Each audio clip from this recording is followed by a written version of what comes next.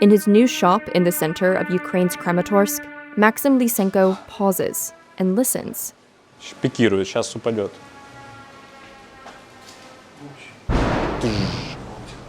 Это Краматорск.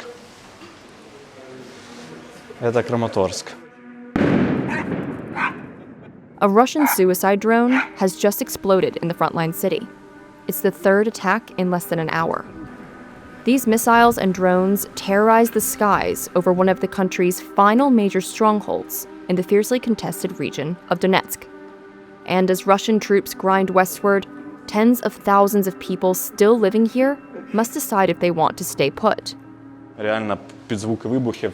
В принципе, то, что мы могли слышать буквально 2 минуты назад, когда очередной российский дрон атаковал окрестности Краматорска, он где-то тут недалеко взорвался. Поэтому это для нас не просто слоган, это жизнь. Lysenko remains defiant. His store is filled with patriotic messages. Barely flinching at the explosions, soldiers and civilians browse the racks of clothing and order drinks from the coffee bar. Написано, що стяг загартованих в запеклих боях тріумфально мною здійметься над вільним краєм. О том, що обязательно этот стяг он будет майоріти над вільною Донеччиною. This refusal to concede territory to Russia in return for peace is widespread. President Vladimir Putin's proposal would see Kyiv withdraw its troops from the parts of Donbass it still controls. But 75% of Ukrainians reject that, according to a September opinion poll by the Kyiv International Institute of Sociology.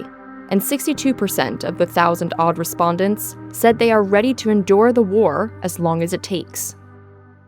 Он может быть побитым, потому что, как мы видим, буквально за полчаса 3 прилета, да, но он обязательно останется под украинским флагом. Kramatorsk sits here. Some parts of the city are less than 12 miles from Russian positions. It's part of what some call the fortress belt in the Donetsk region. It's called that because of a string of garrison towns and cities that lie along a road running north to south.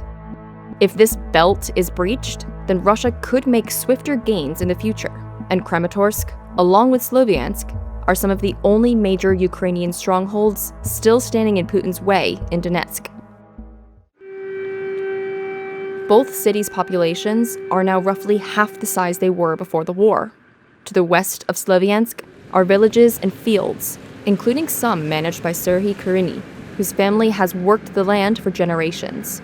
If Putin were to succeed in controlling all of Donbass, it would leave Kuryny with a hard choice to make.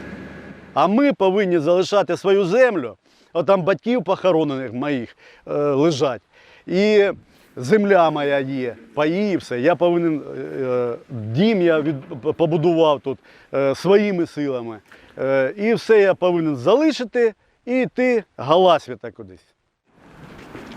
Darka Harnik, though, is returning to Kramatorsk. I arrived and we didn't have any electricity.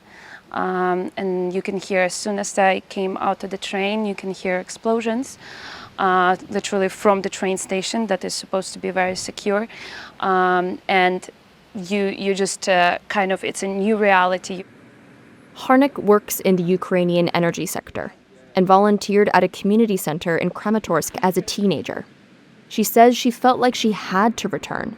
Just the idea of thinking that it's going to be under occupation, it truly terrifies me because the loss is going to be tremendous. Going to be tremendous because every brick in here is somebody's story. Ukrainian President Volodymyr Zelensky has outright rejected Russia's territorial demands. He wants a ceasefire, backed by security guarantees from international allies. As for the territory, he says it can be discussed later through diplomatic talks. But Putin isn't backing down. With little sign of the deadlock breaking, Kramatorsk is slowly being dragged into greater danger.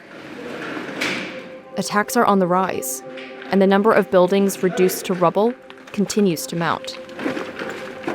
Despite the growing threats, some residents still feel hopeful. Their city has not fallen, and a semblance of normal life is still possible. I feel like this place will never be just given away. And you can see all of those people who are working towards never giving it. Ukrainians, in their identity, they are very tied to the concept of the land